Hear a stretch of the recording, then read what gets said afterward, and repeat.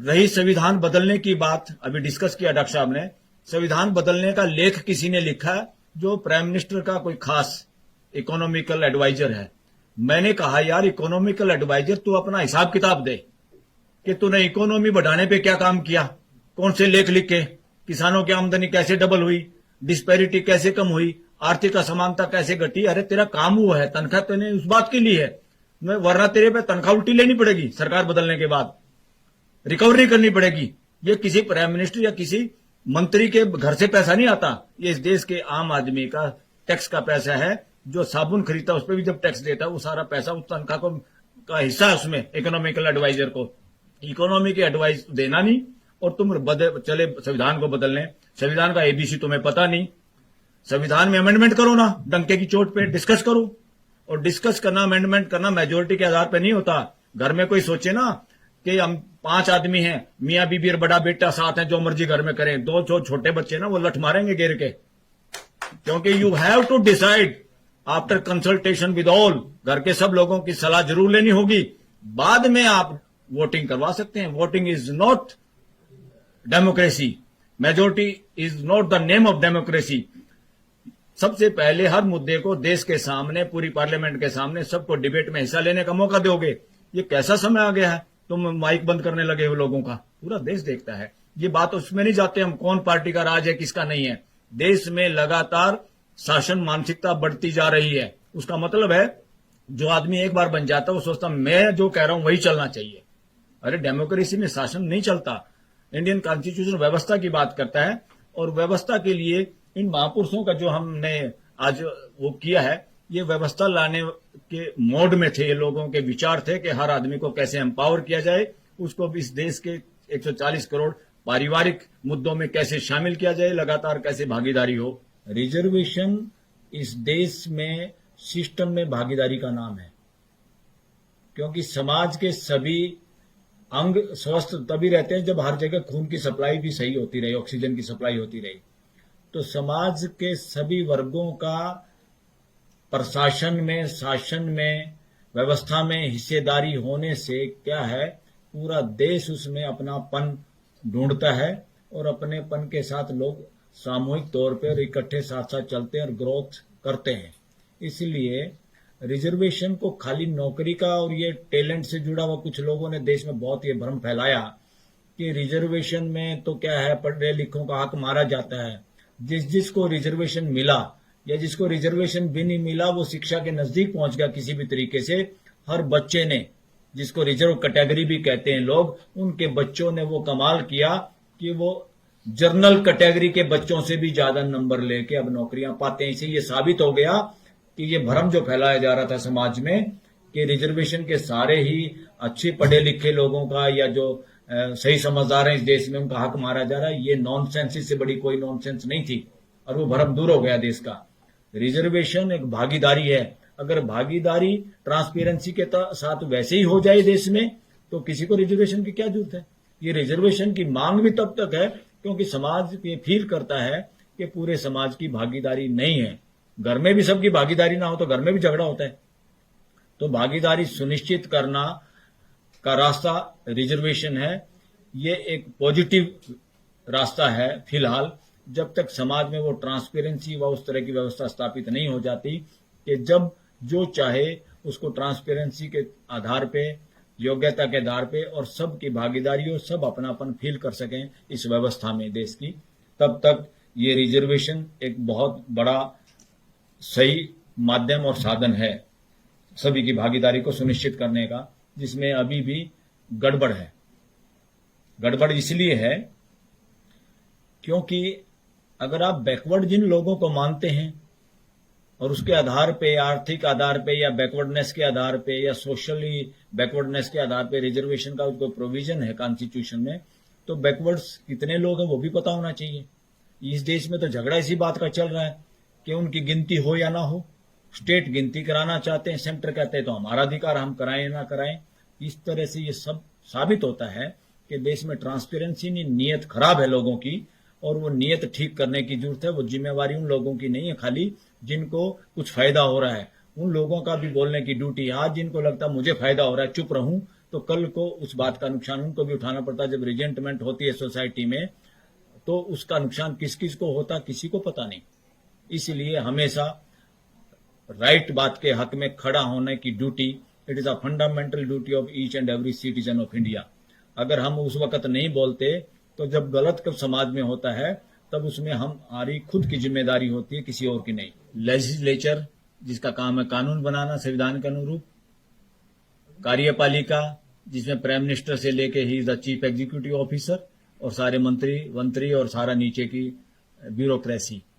Number third, judicial system, judiciary. अब हो क्या रहा है, पार्लियामेंट में जो लोग हैं उनके ध्यान में ये लगातार रहता नहीं, शायद उनको पता भी नहीं, बहुत सारे लोगों को उसमें मनन मंथन चलता नहीं।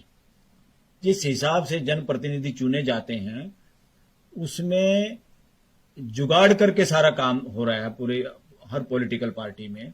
किसके बदले में कौन जीत सकता है, कौन किस कास्ट के वोट ले सकता है, कौन किस जाति के वोट ले सकता है। इसलिए उसमें आदमी गलत सलत कुछ भी हो चलता है, और वो गलत सलत आदमी प्रतिनिधि चुन तो जाते हैं, हमारे यहाँ चुनाव का जो भी तरीका है नो प्रॉब्लम, मगर उनके जहन में इस देश के संविधान को पूरा तो उनको पता ही नहीं ज्यादातर को। मगर उनको प्रियम्बल भी अगर याद है कि हम इस काम के लिए आए हुए हैं, जो प्रियम्बल में प्रस्तावना में जो इंडियन कॉन्स्टिट्यूशन में लक्ष्य रखा हुआ पूरे देश के लिए, पूरे देश की जनता को क्या चाहिए, पूरे देश की जनता के लिए किस तरह की व्यवस्था चाहिए, उसमें सारे न्याय की, बंधुता की, इक्वलिटी की सारी बातें हैं। अब उसमें जुडिशरी पे भी क्वेश्चन मार्क है। वो क्या क्वेश्चन मार्क है? हाई कोर्ट और सुप्रीम कोर्ट को सुओ मोटो पावर है। लोगों के फंडामेंटल राइट की सुरक्षा की गारंटी देना और संविधान को बचाना इन लोगों का काम है। ये लोग कितना काम कर रहे हैं? मैं ओपन मन से इस बात को कहता हूं, बार बार अंदर सुप्रीम कोर्ट में भी कहता हूं, 5% काम किया है। इनके 100 में से 5 नंबर है अभी तक। 75-80 साल इस देश को आजाद हो गए हैं और ये जुडिशियल सिस्टम पहले से चला आ रहा है। रिट जुरिडिक्शन जितना इन लोगों के पास है, उसके बावजूद भी क्या हो रहा है, ये काम क्यों नहीं कर पा रहे? उस प्रियम्बल में जो लिखा हो उसके अनुरूप रिजल्ट क्यों नहीं हो रहा? देश में अनइक्वलिटी बढ़ी है कि कम हुई है? इक्वलिटी की हम बात करते हैं, भाईचारा ज्यादा हुआ या कम हुआ है? अरे लिटरेसी तो बढ़ गई, मगर बाकी चीजें कहां पहुंची? फिर लिटरेसी का मीनिंग क्या है? लिटरेसी का मीनिंग क्या है? कबूतर ए एप्पल का मतलब नहीं है, या आपने ग्रेविटेशनल लॉ पढ़ लिया फिजिक्स से, आप बड़े भारी साइंटिस्ट हो गए या जज बन गए, आपको पता है संविधान की सारी धाराएं आपको याद है, इसका कोई मायने नहीं है।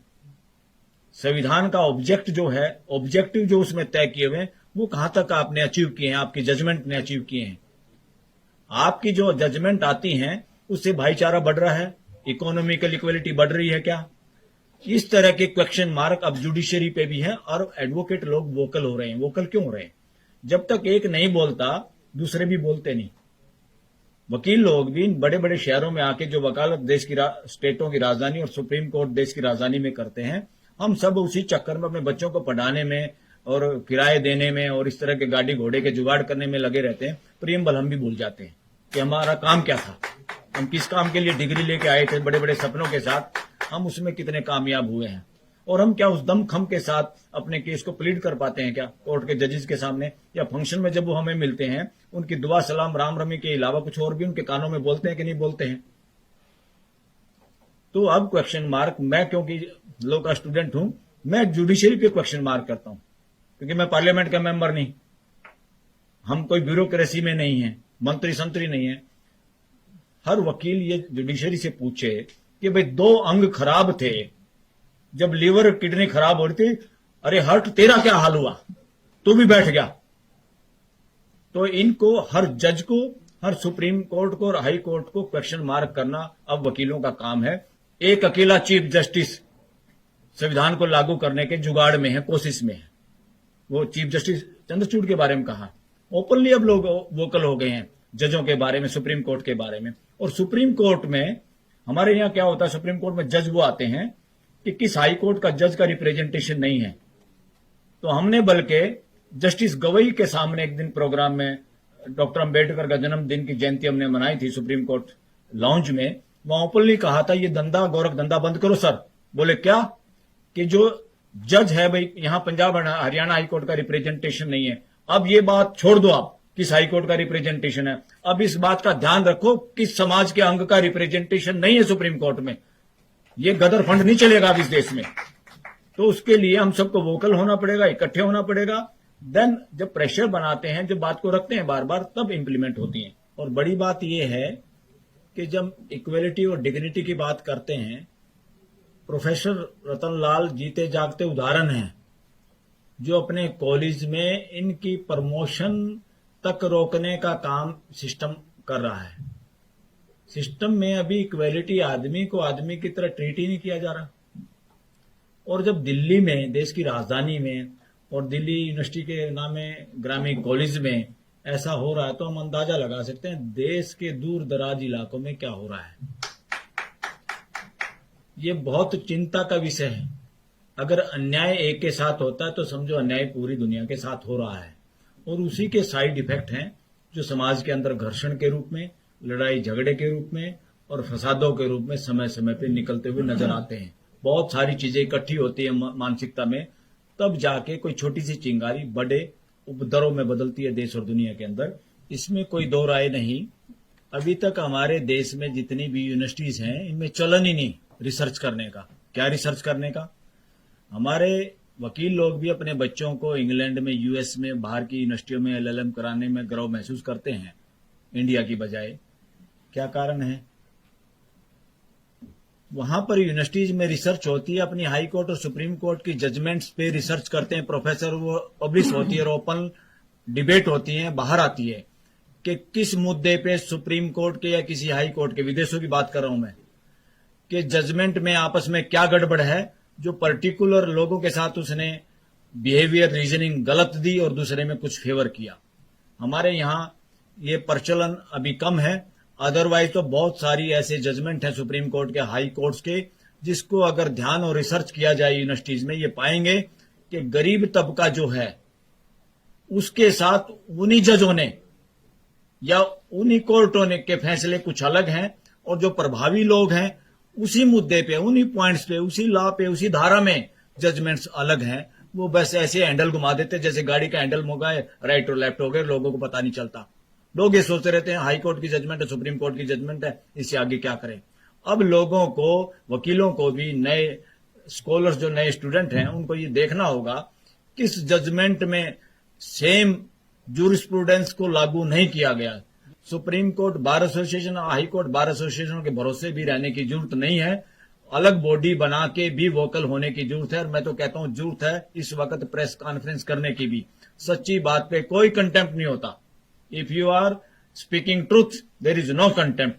फिर किसी जज का इंडिविजुअल भी अगर करप्शन के या गलत आचरण का कुछ हमारे पास सबूत है, उसका भी कोई कंटेम्प्ट नहीं होती। ये भय इस देश को खत्म करना होगा, खासतौर पर वकील समाज को।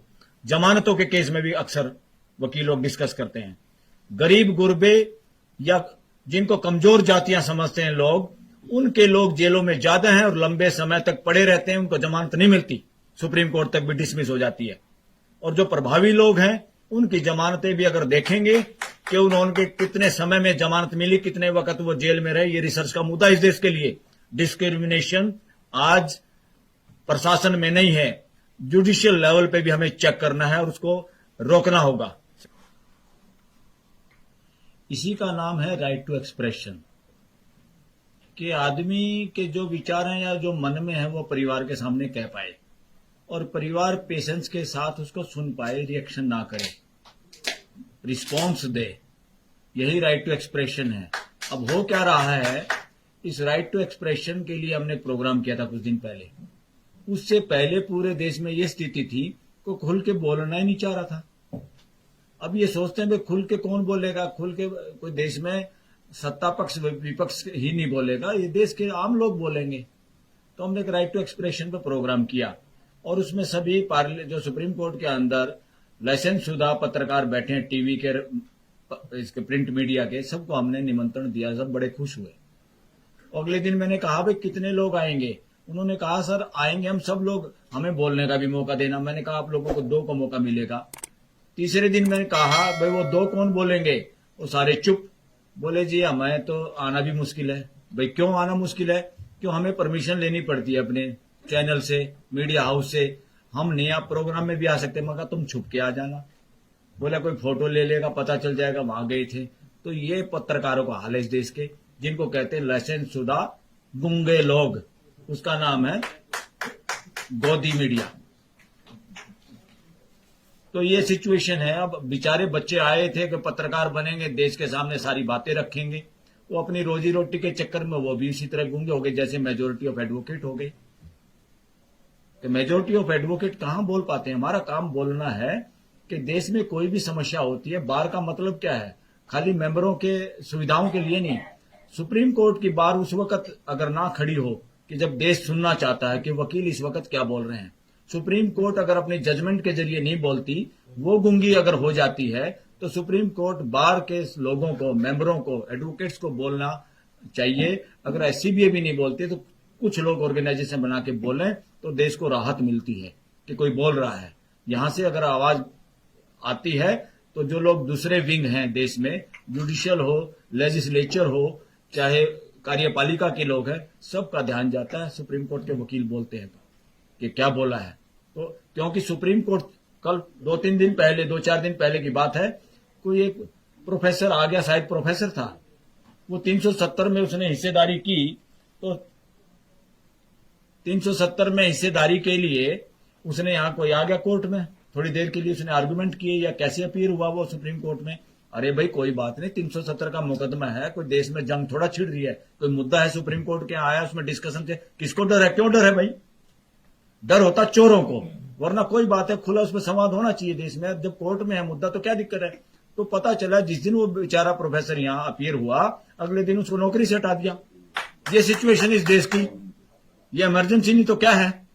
वो तो शुक्र है सुप्रीम कोर्ट के चीफ जस्टिस में जो है उनकी रीढ़ की हड्डी में थोड़ा दम है, उन्होंने जिक्र किया अटॉर्नी जनरल को भी, सॉलिसिटर जनरल को भी। क्या हुआ? तो उन्होंने जब जिक्र किया तो चुपचाप जाके उसको अगले दिन रिस्टेट किया। ये तो सुप्रीम कोर्ट का चीफ जस्टिस करता है। अरे ये काम तो वकीलों को भी करना चाहिए था।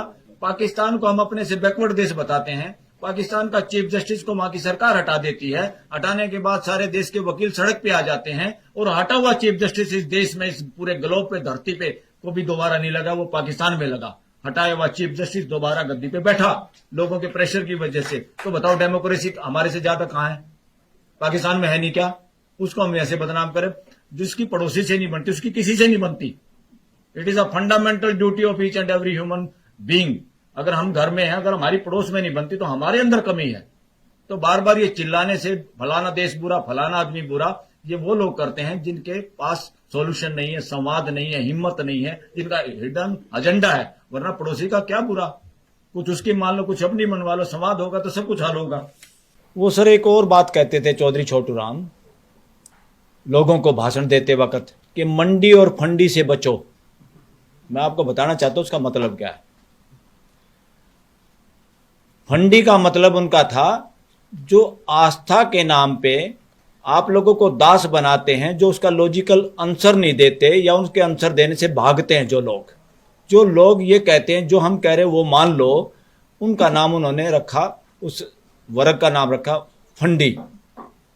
फंडी मतलब आस्थाओं को चुपचाप मान लो, और जबकि आदमी मानने वाली चीज नहीं है, आदमी समझ के मानने वाली चीज है अस्तित्व में।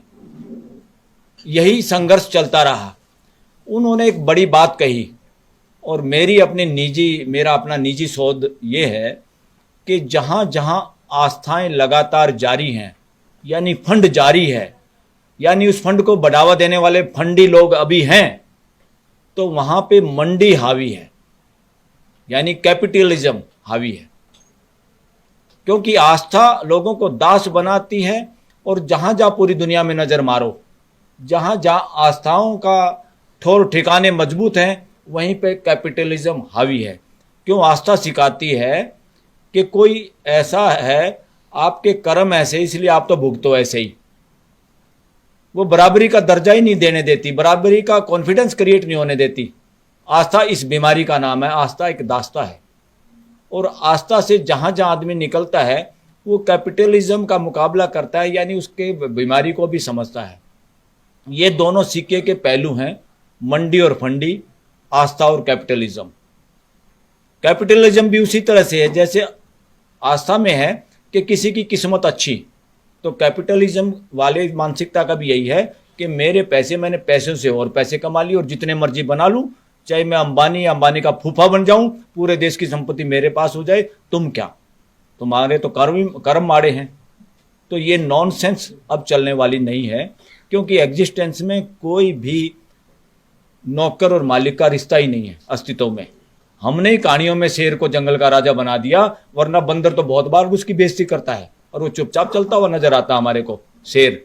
ये आदमी ने कहानियां गढ़ रखी हैं अपनी मानसिकता के अनुसार, क्योंकि उसकी मानसिकता जब शासन की होती है तो जंगल का शेर का भी शेर को मालिक बना देते हैं कहानी में। तो कहानी जानवरों की लागू इंसानों पे करना चाहते हैं, ये नहीं होगा। इसका वक्त आ गया है, समाज इससे आगे बढ़ेगा। और साथियों, एक और बात, हमारे कॉन्स्टिट्यूशन में आस्था की भी बात है और साथ में फंडामेंटल राइट की बात है।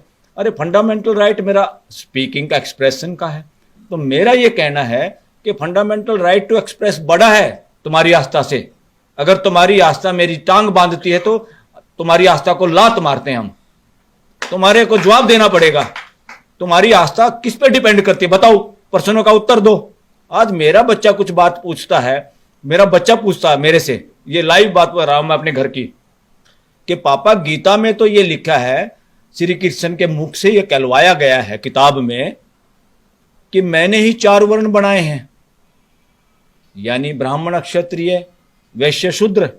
बोला पापा SC ST तो अछूत थे, वो किसी वर्ण में नहीं आते, तो या तो कृष्ण झूठा या कृष्ण नकली, जवाब दो। और मैंने आंसर दिया, बेटा ये कृष्ण भी झूठा, ये गीता भी झूठी। क्योंकि जब या तो कृष्ण बेवकूफ नहीं हो सकता, इसका प्रश्न ये घर में चर्चा का विषय है, ये कोई आस्था के नाम पे चुप रहने की बात नहीं है। आप लोगों के चेहरों पर, जबान पर लगाम नहीं लगा सकते। आस्था बहुत छोटी चीज है हमारे फंडामेंटल राइट के आगे, और आस्था को हमने कुचलना होगा फंडामेंटल राइट टू एक्सप्रेशन के द्वारा, और देश और दुनिया को तभी आगे बढ़ पाएगी। आस्था इतने सालों से, हजारों साल से बेवकूफ बना सकती है कोई आस्था? We have to test logically, reasoning के साथ। हमें हमारी किताब हमारे बुजुर्गों ने लिखी, उन पे हम कोई लाछ नहीं लगाना चाहते। क्या वक्त था, कैसे लिखी, क्यों लिखी, नो प्रॉब्लम। हम प्रेजेंट की बात करते हैं। क्या प्रेजेंट सिनेरियो में वो लागू होती है? लागू करे तो झगड़ा होता है। झगड़ा चाहिए क्या? समानता चाहिए कि नहीं चाहिए? और हिसाब लेना पड़ेगा आस्थाओं से, रिलीजियस बुक से, रिलीजियस लीडर से, रिलीजियस स्थानों से, कि बताओ 700 करोड़ को जोड़ने के लिए तुमने क्या काम किया, क्या प्लान है तुम्हारे पास? 700 करोड़ लोग तुम्हारे इन घरों में घुस नहीं सकते, तुमने अलग अलग लोगों के लिए घर बना लिए। मानव जाति ऐसा नहीं चाहती। और साथियों, मानव जाति का एग्जिस्टेंस में अगर रिलीजन कोई है, वो एक व्यवस्था है, अस्तित्व में व्यवस्था है, सबके लिए, सब उसको समझ सकते हैं। हमें तो सिर्फ व्यवस्था, उस अस्तित्व की व्यवस्था के अनुरूप जीना भर है। इससे बड़ा कोई काम मानव जाति का नहीं है। अब व्यवस्था के अनुसार नहीं जी रहे, इसलिए तो पॉल्यूशन है, लड़ाई हो रही पॉलिटिकली।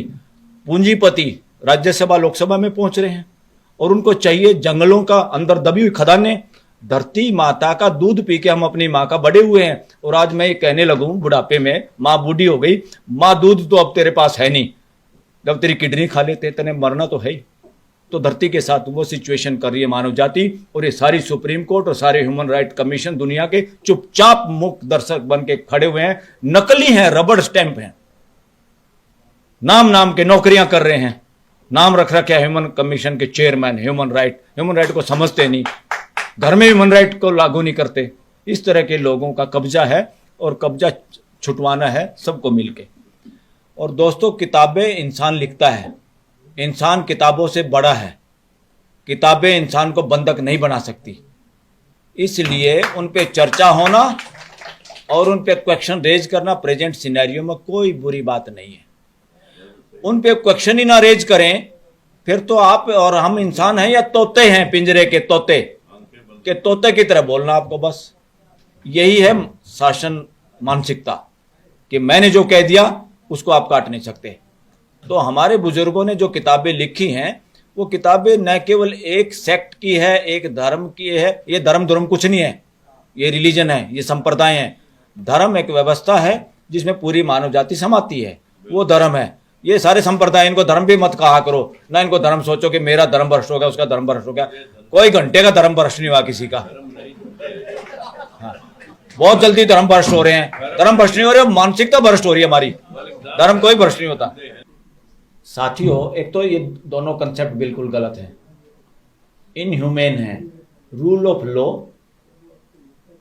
या रूल ऑफ डेमोक्रेसी, रूल तो कति मिटाना है। रूल तो बच्चा भी नहीं चाहता मां का रूल अपने ऊपर। ये एक व्यवस्था है म्यूचुअल सपोर्ट की, उपयोगिता पूरकता की, पूरा अस्तित्व वैसे ही काम करता है। तो रूल ऑफ लॉ नहीं चाहिए, सिस्टम ऑफ लॉ चाहिए। शासन नहीं चाहिए, व्यवस्था चाहिए। और ये मैं क्यों ऐसा जिक्र कर रहा हूं, विद इन 1 मंथ हम एक और सेमिनार करना चाह रहे हैं, बड़े जगह पे करेंगे, जिसमें सीधा आह्वान होगा पूरे देश को, अब शासन नहीं व्यवस्था चाहिए। अब शासन नहीं व्यवस्था चाहिए। डिग्निटी नहीं है, या डिग्निटी ऑफ लेबर ही नहीं देश में। बेड़ा गर्क हो गया देश का। और इस देश को सब ने मिलजुल के आगे, कोई एक मसीहा आएगा, इस फ्रॉड में मत फंसो। एक मसीहा के चक्कर में तो हमने आज तक अपना शोषण करवाते रहे। कोई अपने को हीन समझता रहा, कोई दीन समझता रहा, कोई मूर्ख समझता रहा, किसी को मूर्ख कहते रहे। तो एक मसीहा वसीहा का चैप्टर खत्म, पूरा कांटा, 100% नॉनसेंस बात। और ऐसे ही कोई एक आदमी, एक नेता ही कल्याण करेगा, बिल्कुल कांटा। शासन नहीं है, शासन मानसिकता है। ये बदमाशी बंद करनी पड़ेगी देश में, और व्यवस्था इसकी जगह पे चाहिए। शासन नहीं व्यवस्था। आप सबका आह्वान करते हैं, और सब साथियों का सहयोग भी चाहिएगा। उसमें हम सब पॉलिटिकल पार्टी के भी लोगों को, सबको बुलाएंगे, इंक्लूडिंग शासन, अपोजिशन, कोई भी है जिसका दिल करे वो आए, हम सबको बुलाएंगे। और सबके सामने ये कहेंगे कि शासन वासन की मानसिकता से बाहर निकलो, आप क्लास अटेंड करो इस बात की। कॉन्स्टिट्यूशन व्यवस्था चाहता है। ये ड्रामेबाजी बहुत हो गई है। President of the India, prime minister of the India, बाकी बेवकूफ ऑफ द इंडिया है। चीफ जस्टिस ऑफ इंडिया, बाकी बेवकूफ हो। न्याय के नाम पे जजमेंट आ रही है, न्याय नहीं हो रहा। यहां पे क्या हो रहा है, जजमेंट आ रही है, 2 पड़ोसियों का झगड़ा हुआ, एक के पक्ष में फैसला आ गया, दूसरी अदालत में उल्टा हो गया, तीसरी में फिर कुछ और हो गया। सुप्रीम कोर्ट तो आते आते वो मुकदमे लड़ने वाले बूढ़े हो गए, कुछ तो मर गए। वो पड़ोसी से पड़ोसी बात नहीं कर रहा, 2 भाई बात नहीं कर रहे। सुप्रीम कोर्ट को चिंता नहीं, हाई कोर्ट को चिंता नहीं। अरे 2 भाई हैं, इनको मिलाना है, बेवकूफ हो, इनको तोड़ना नहीं है, न्याय करना है, फैसले नहीं करने हैं। तो सुप्रीम कोर्ट, हाई कोर्ट में किसी में भी कम से कम, नीचे की अदालत की तो हिम्मत ही नहीं। उनको तो ऊपर से जैसे बोलेंगे उसको फॉलो करना है। पावर है तो हाई कोर्ट और सुप्रीम कोर्ट के पास है, जो अलग रास्ता बना सकती है। अरे भाई, हमें फैसला नहीं चाहिए, हम तंग आ गए तुम्हारे फैसलों से। और इनका ठिकाना भी थोड़ा नीचे करना पड़ेगा। ये जो ऊपर बिठा रखे हैं ना, इनको बराबर में करना होगा, भागीदारी करनी होगी। इसलिए मीडिएशन अब लोगों को पसंद है। मीडिएशन में दोनों पार्टियां सामने बैठती हैं, वकील बैठता है, क्योंकि जजों ने भी समझ लिया, वो ये तो नहीं चाहते हमारी नौकरी खराब हो, वो नौकरी सुरक्षित रखना चाहते हैं। पर उनके समझ में आ गया हमारे बस का कुछ नहीं है, हम इस देश के साथ न्याय नहीं कर सकते। नौकरी कर सकते, पेंशन ले सकते हैं। और बहुत सारे जजेस तो इतनी लंबी लंबी जीभ निकाले रहते हैं आफ्टर रिटायरमेंट, अपॉइंटमेंट के चक्कर में। इंडिपेंडेंस कहाँ रहेगी भाई? जब मेरे कोई मैं जीभ निकाल रहा हूं तो मैं कैसे बोल पाऊंगा? तो सारी की सारी ये अपॉइंटमेंट, इस तरह के जो एक्ट बना रखे हैं, इनको दाना डालने के लिए सारे तो ये बकवास बंद होनी चाहिए। इसके लिए हमें बोलना पड़ेगा। एससीबीए नहीं बोलेगी। एससीबीए का प्रेसिडेंट सेक्रेटरी हो सकता ना बोलें, क्योंकि सरकार के साथ मिलकर या प्रैक्टिस चमकाने के लिए मोटी मोटी फीस लेकर नोटिस कराने के जाल में उलझा हुआ है वकील बिरादरी। देश तो इंतजार कर रहा है कि वकील कुछ करेंगे। बातों बातों में कहते हैं आज़ादी में वकीलों ने ये कर दिया, फलाना कर दिया। अरे 75 साल की आज़ादी में क्या किया, उसका हिसाब दो देश को। पहले तो कर दिया जिसने जो करना था।